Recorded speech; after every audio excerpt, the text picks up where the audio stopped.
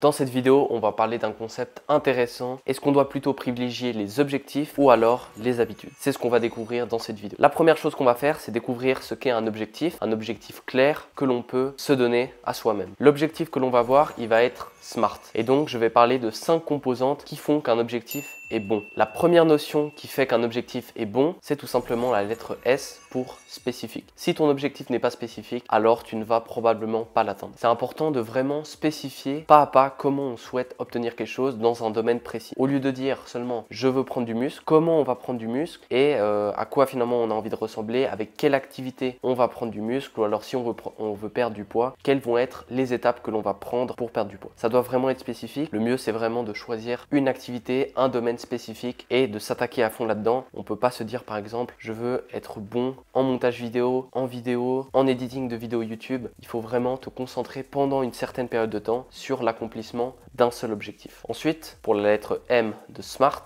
ton objectif il doit être mesurable. Si tu traques ton objectif, ça va te permettre de voir si tu es sur la bonne voie ou alors au contraire que tu dévies de l'objectif initial et que tu es sur un plateau. Et donc ce suivi de la performance, on va pouvoir le faire dans plein de domaines différents tels que la musculation, le montage vidéo, plein de domaines finalement qui constituent la vie de tous les jours, les études, le sport, l'entrepreneuriat. Si je commence avec les sports, ça va vraiment dépendre des sports parce qu'on a des sports qui vont être vraiment axés sur la performance individuelle. Si on prend des sports comme l'haltérophilie, la musculation ou encore la course à pied, on va vraiment avoir des données qui vont nous permettre de voir si on progresse vers un certain but ou alors si l'on s'en éloigne, avec pour la course à pied par exemple des records personnels que l'on peut battre sur certaines distances spécifiques, ou alors en musculation certains poids que l'on souhaite pousser, et donc ça va nous permettre de voir si au fur et à mesure on progresse vers un objectif final. Et c'est là que c'est aussi compliqué pour les autres sports, parce que si on prend un sport d'équipe tel le foot, le tennis, le volley, ça peut être un peu compliqué de mesurer sa performance puisque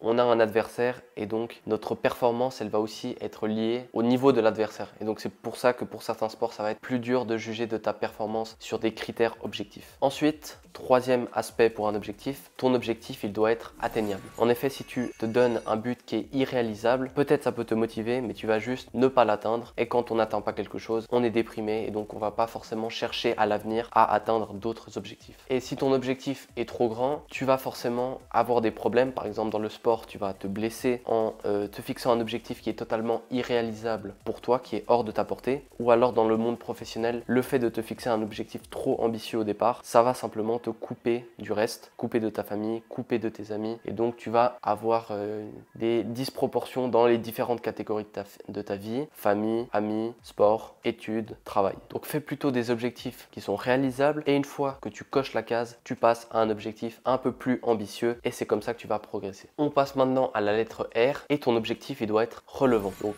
ça signifie que ton objectif il doit être aligné sur ta façon de vivre et sur ce que tu as envie à plus long terme. Par exemple, si tu es un athlète, si on est dans le domaine du sport, je vais te parler par exemple d'un sport comme le tennis ou le foot, avoir un objectif parallèle à ta discipline, comme un objectif par exemple de course à pied ou de vélo, donc des sports d'endurance, ça peut être bénéfique à ta pratique puisque ça va impacter ton endurance et donc te permettre de mieux performer dans ces sports. A l'inverse, si tu te diriges en parallèle de ton activité telle que le tennis ou le foot vers du bodybuilding, ça va totalement empêcher, anéantir ton progrès dans ton sport de prédilection, parce que le fait de faire du bodybuilding, tu vas prendre de la masse, tu vas perdre en explosivité et donc tu vas réduire tes progrès dans le sport initial. Donc c'est toujours judicieux de choisir des objectifs qui sont alignés par rapport à notre façon de vivre, et c'est ça qui va nous assurer de progresser dans une certaine direction sans que l'on se perde en cours de route. Et c'est la même chose si tu prends un objectif qui va te permettre seulement une validation extérieure, donc tu fais ça pour les autres. De la même manière, c'est pas un objectif qui est relevant pour toi, qui a un sens profond à tes yeux, et donc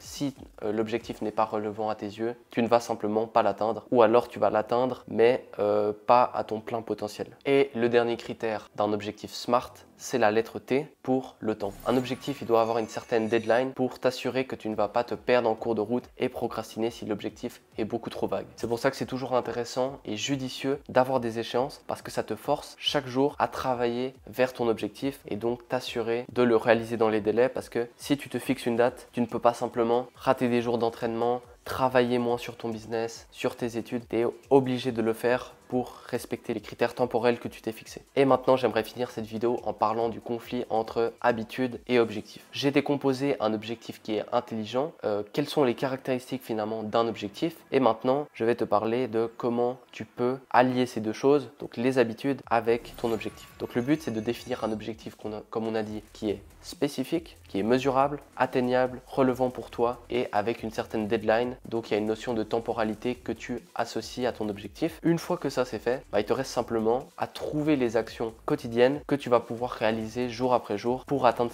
cet objectif. Donc si tu as un objectif dans ton travail ou dans le sport, dans par exemple 6 mois, ça va être à toi de voir quelles actions tu vas mettre en place chaque jour pour atteindre cet objectif. Une fois que les actions, tu as décidé quelles actions tu allais mettre en place, tu vas simplement pouvoir exécuter simplement chacune des tâches à faire, et toutes les semaines par exemple, toutes les 2 semaines, tu vas pouvoir voir si tu es sur la bonne voie grâce à certaines mesures, parce que on l'oublie pas, ton objectif il est mesurable, et donc de cette manière tu peux allier objectif avec habitude. Et j'aimerais aussi parler d'un autre truc, c'est que là je t'ai dit les caractéristiques d'un objectif, mais peut-être que tu n'as pas envie d'un truc qui soit beaucoup trop spécifique. Certaines personnes par exemple, elles aiment juste faire du sport pour se sentir bien, elles n'ont pas un objectif de performance, de compétition. Dans ce cas-là, c'est tout à fait ok de ne pas se fixer cet objectif et de miser plutôt sur des habitudes que tu vas tenir dans la durée et qui te mèneront finalement à vivre en meilleure santé et juste à prendre du plaisir dans une activité spécifique sans forcément avoir quelque chose de vraiment